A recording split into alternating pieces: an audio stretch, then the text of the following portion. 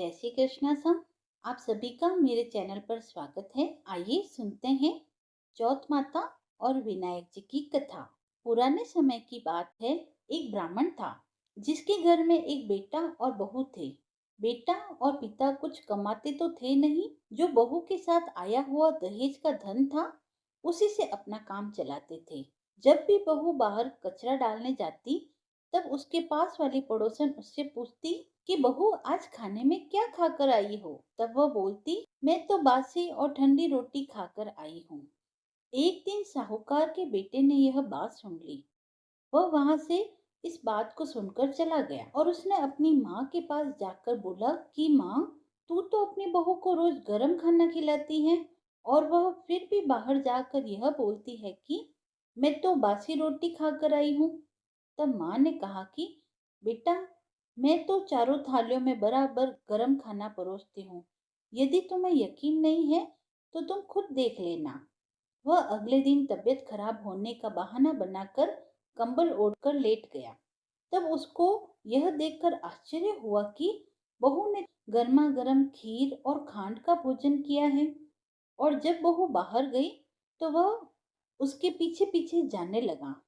तब पड़ोसन के पूछने पर बहू ने वही बात दोहराई कि मैं तो बासी रोटी खाकर आई हूँ। उसका पति उससे पूछने लगा कि तुम अभी अभी तो गर्मा गर्म खाना खाकर आई हो और पड़ोसन से कह रही हो कि मैं बासी ठंडी रोटी खाकर आई हूँ। तुम झूठ क्यों बोल रही हो? तब उसकी पत्नी ने कहा, यह ना तो तुम्हारे कमाए हुए पैसों की रोटी है और न ही तुम्हारे पिताजी के कमाए हुए पैसों की रोटी है। यदि हम इसी तरह बैठे बैठे धन को खर्च करते रहे तो यह धन एक दिन समाप्त हो जाएगा और उसके बाद बासी रोटी ही खानी पड़ेगी। ऐसा सुनकर उसके पति को बहुत लज्जा आई और इसके बाद उसका पति कमाने के लिए विदेश चला गया। पीछे से उसकी पत्नी ने 12 महीने का चौथ का व्रत किया। उसको विदेश में रहते हुए 12 वर्ष बीत गए। तब चौथ माता और विनायक जी महाराज ने सोचा कि इसको अब घर बुलाना चाहिए। चौथ माता लड़के के सपने में जाकर बोली कि तू अब घर चला जा, तेरी पत्नी को तेरी बहुत याद आ रही है। वह बोला कि मैं घर कैसे चला जाऊं, मेरे यहाँ इतना बड़ा कारोबार फैला हुआ है। तब चौथ माता ने कहा कि तू सुबह एक दीपक जलाकर चौथ माता का नाम लेकर बैठ जाना। जिनके पैसे बकाया है वो पैसे दे जाएंगे और लेने वाले ले जाएंगे। लड़के ने वैसा ही किया और उसका सारा काम एक ही दिन में निपट गया। जब वह घर जा रहा था तो उसे रास्ते में एक सांप दिखाई दिया जो आग के पास जा रहा था। उसने सांप को आग से बचाने के लिए उसे वहां से हटा दिया। ऐसा करने से नागराज क्रोधित हो गए और उन्होंने कहा कि पापी, मैं तो इस नाग योनि से मुक्ति के लिए जा रहा था और तूने मुझे हटा दिया। अब मैं तुझे डसूंगा। वह लड़का बोला कि मैं 12 वर्ष बाद अपने घर जा रहा हूँ। आप मुझे अवश्य ही डस लीजिए, किंतु आज मुझे अपने घर वालों से मिलने दीजिए। आप कल रात को आकर मुझे डस लेना। नाग ने उसकी शर्त मान ली और वहां से चला गया। जब लड़का घर आया तो वह उदास था। उसने अपनी पत्नी के पूछने पर सारी बात बता दी। उसकी पत्नी बहुत चतुर थी। उसकी पत्नी ने एक सीढ़ी पर बालू रेत बिछा दी, दूसरी सीढ़ी पर दूध का कटोरा रख दिया, तीसरी पर फूल माला बिखेर दी, चौथी सीढ़ी पर इत्र छिड़क दिया, पांचवी सीढ़ी पर मिठाई रख दी, छठी सीढ़ी पर जौ और सातवीं सीढ़ी पर रोटी रख दी। रात को जब सांप आया तो सबसे पहले ठंडी ठंडी रेत में लौट कर आया। फिर दूसरी सीढ़ी पर दूध पीकर कहा, मैं एक ब्राह्मणी के बेटे को डसता तो नहीं, लेकिन वचन दिया हुआ है इसलिए डसना पड़ेगा।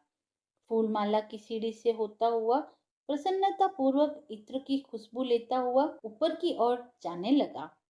सांप को ऊपर आता हुआ देखकर विनायक जी ने चौथ माता से कहा कि इस ब्राह्मणी के बेटे की रक्षा करनी होगी, क्योंकि इसकी पत्नी इसके लिए चौथ का व्रत करती है।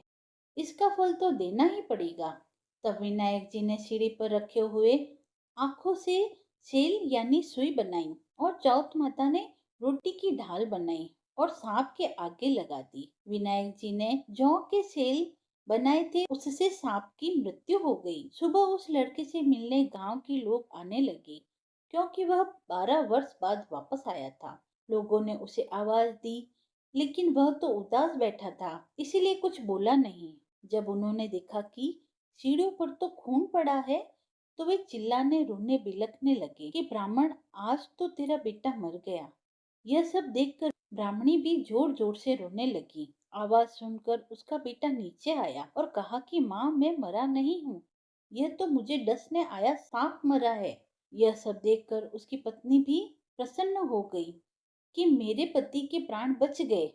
उसने चौथ माता को धन्यवाद दिया और कहा कि यह तो चौथ माता ने मेरे व्रत करने का फल दिया है। चौथ माता जैसा फल ब्राह्मणी के बेटे को दिया, वैसा ही फल सभी कहानी कहने वाले, सुनने वाले और हुक्कारा भरने वालों को भी देना।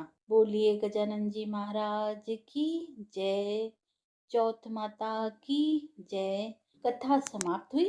यदि आपको कथा पसंद आई हो तो आप मेरे चैनल को लाइक, शेयर एंड सब्सक्राइब करें। धन्यवाद।